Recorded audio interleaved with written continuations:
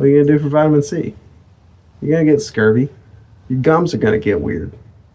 You want your gums to get weird? No, you drink some pine needle tea. Get rid of the scurvs. This one's a quite gnarled boy here. Looks like maybe some years ago something from above smashed it and bent it.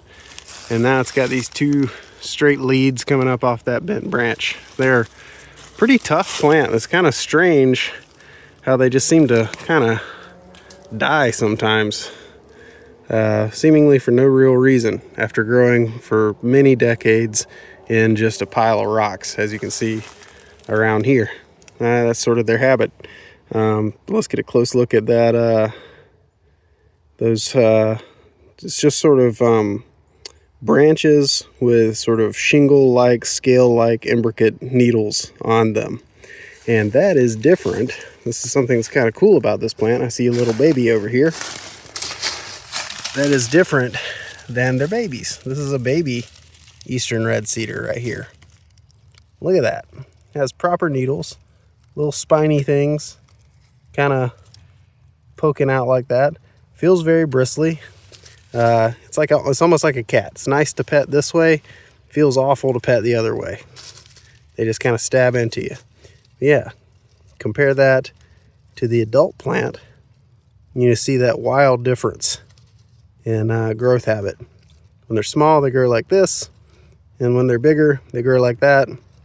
And sometimes, when they're bigger, they have these little sections at the end of their branches that'll grow kind of like these young ones. And I saw an example of that earlier.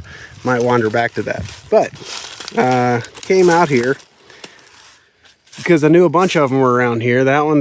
There's another stand of them right back there that looks really healthy. There's some there. Little guys popping up over there. There's one or two right there.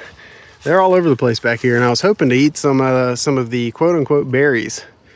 I was going to call this video, Let's Eat Pine Cones, which probably frustrates some people because they're not really pine cones, but they are. This is a juniper. This is a coniferous plant. They're called juniper berries, but they're not really berries. They are a cone. It has a single seed inside, and basically it's like little fleshy swollen scales that you'll see. But there aren't any, I can't find any berries on any of these trees back here. Checked them all, and I don't see any anywhere, which is kind of a bummer, but there are some on the tree in my driveway, so I might go up there, do a little taste test for you guys. But I can show you some of the other things about this tree. Really cool trunks and bark, and the way they grow just is, I don't know, there's something stark and beautiful about it to me. They're kind of these twisted, rugged looking things, and when they die, they are very resistant to rot, so they stand for many, many years after they die.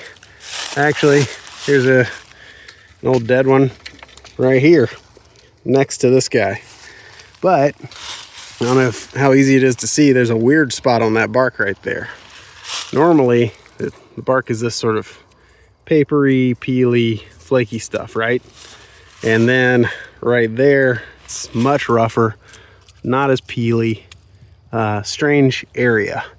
Looks like we got some goop right there too. That is probably the result of a fungus. I saw another one over here. I can show you just a second example of it. You can probably see it already from here. You see that weird kind of dark patch on that one? That'll go all the way around the trunk. See? That is probably the result of a fungus known as cedar apple gall. And that is the reason why I cannot have apple trees and some other fruits that are related to apples in my yard, in my orchard.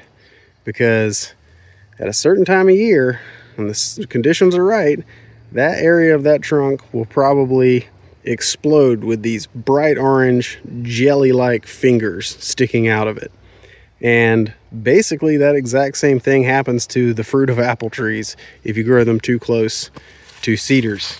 So a lot of apple orchards, they have a strict sort of what do you call it,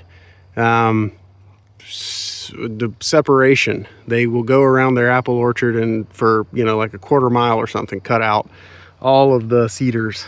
The fungus that has a two-part life cycle. So it'll infect a cedar tree, grow there, and it'll burst out of little places in the trunk like that, or on the tips of the branches, and I think sometimes the cones. They'll get these just alien-looking masses that have these bright orange. It's just like a dark brown woody thing that looks like a fruit, and then these bright orange jelly-looking fingers shoot out, and they look spiky, but they're jelly.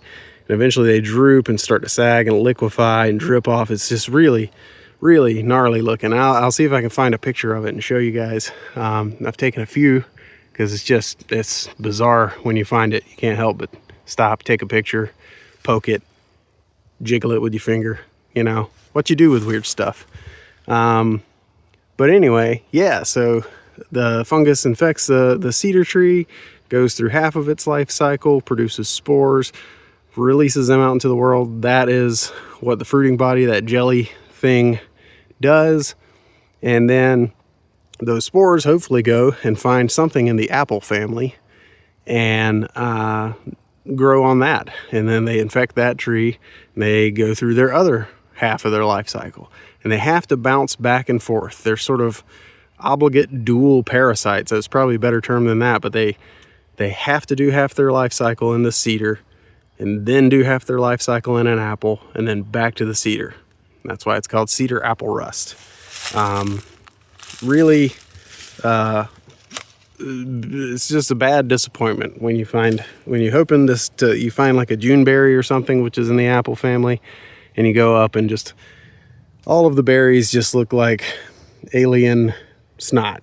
So anyway, let's go find an example with the two types of growth on an adult tree, and then let's go to my driveway and eat some pine cones. While we're on the subject of unexpectedly edible things from pines, yeah, this loblolly regrowth that we have here that I showed in a video called, or at least the thumbnail said, like Bush Axe ASMR recently. You can make a nice little tea out of some pines. Now, some pines are poisonous, so learn proper identification of them before trying any of this. But, for example, ponderosa pines are poisonous. There's a few others, but none of those really grow around here, and I know that this is a loblolly pine. So you can gather a few needles. If you notice, this needle has three, or this cluster of needles has three in it. And that's typically going to be the case of all of them on here. I don't know how well you can see that, but there's three in each of them. If you just gather some needles, some young needles, near the top of the plant, near the freshest growing ends, we can go back, chop that up, make a nice little tea out of it. All right, so there's some of those fruits with their Eastern Red Cedar. They are, lost one. They seem to be a favorite of robins right now. Robins keep hanging out in this tree, pecking them all. I'm surprised I actually can still find any.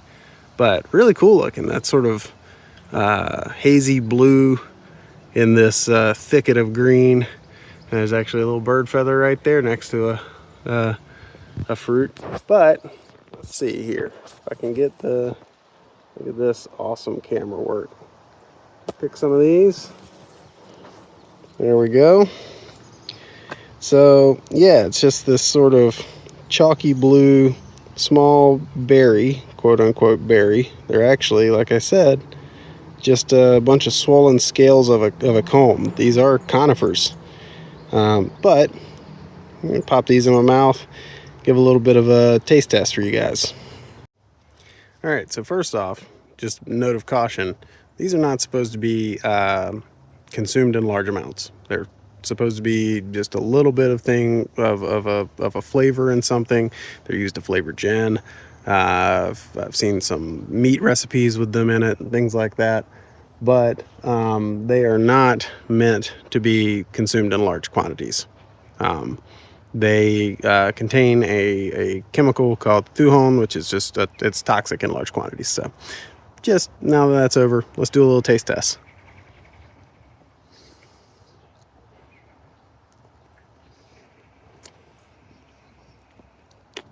First flavor you get is sweet, right out of the gate. Very sweet. Surprisingly sweet, shockingly sweet for what is essentially a pine cone.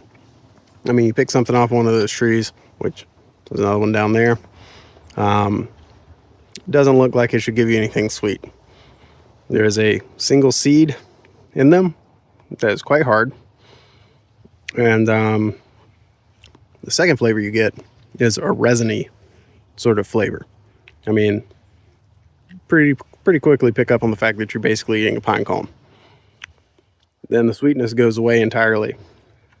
All you're left with is pine cone. Pleasant pine cone. I like it. But pine cone nonetheless. So that's two of them. I don't really want any more than that. It's a nice little trailside nibble. If I see them while I'm hiking, I'll grab a couple. Never actually done anything with them like flavored gin or used in a sauce for meats or anything like that, but you can. Maybe I'll do that someday. There's our pine needles, and we're going to chop them up. And there's our pine needles chopped up. So we're going to put these into a little strainer, add some boiling water, and that's pine tea.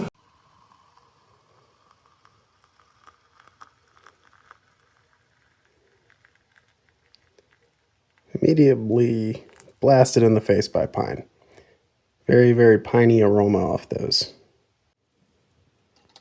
Alright, this tea's been steeping for about 5 minutes. I'm going to take this out. And one thing you'll notice probably first thing is that there is very little color to that.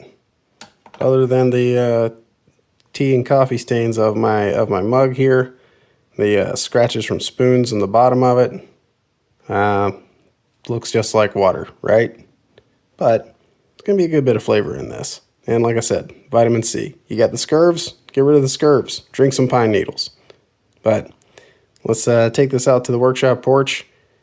Give it a sip. All right, so on the workshop porch now, got the pine needle tea, Loblolly tea, and yeah, looks just like water, but does not smell like water.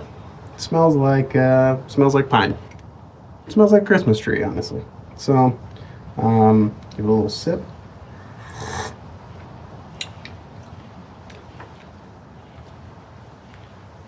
Tastes like pine. There's a resinous quality to it. I can kind of see some like essential oil droplet kind of things on the surface. I did not put any sugar or anything in this, so it's just straight up pine and water. You could add this to other tea mixes, probably put a little lemon balm in it would be good. Something like that. Maybe crushing a couple of those juniper berries and putting that in there with the needles. Might be kind of nice, add a little bit of sweetness that's also kind of piney. I feel like the juniper would probably overwhelm the pine. They're kind of the very, very similar taste, so I don't know. But yeah, you could put a bunch of other stuff in there. Maybe some yopon leaves. Might go well with the yopon holly. Maybe some of the persimmon leaves, if you have those in season. But main thing is, people used to drink this because it is, it's got vitamin C in it, and that's kind of a rare thing in the winter. I mean, vitamin C typically comes from plants. That's where you're going to get it the most.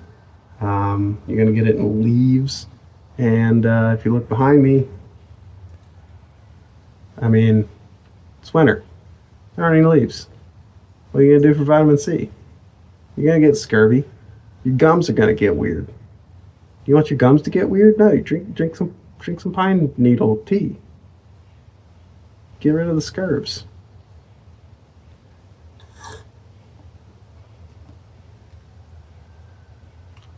It's all right.